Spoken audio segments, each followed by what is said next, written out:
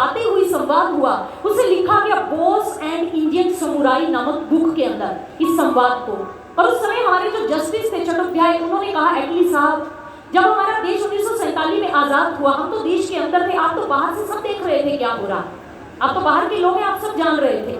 तो आप मुझे एक बात बताइए, 1942 में असहयोग आंदोलन आया हमारे देश में।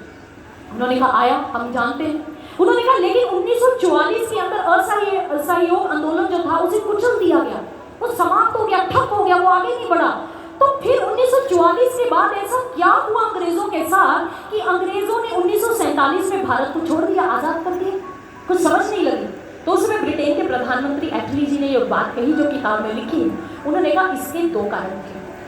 पहला कारण था आपके सुभाष चंद्र बोस, दूसरा था उनकी आजाद हिंद फौज, जिन्होंने अंग्रेजों की नाक में दम कर रखा था। उन्होंने पता था सुभाष से हम टक्कर नहीं दे सकते, ये अंग्रेजों को पता था, इसलिए वो भारत को छोड़कर चले गए।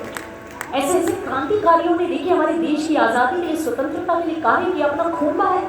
और कहा ना किसी ने, आओ झुककर करें प्रणाम उनको जिनके जीवन में मुकाम आता है। खुश नसीब होते हैं वो लोग जिनका खून देश के काम आता है, जिनका खून देश के काम आता है, जो ऐसा बलिदान देगा।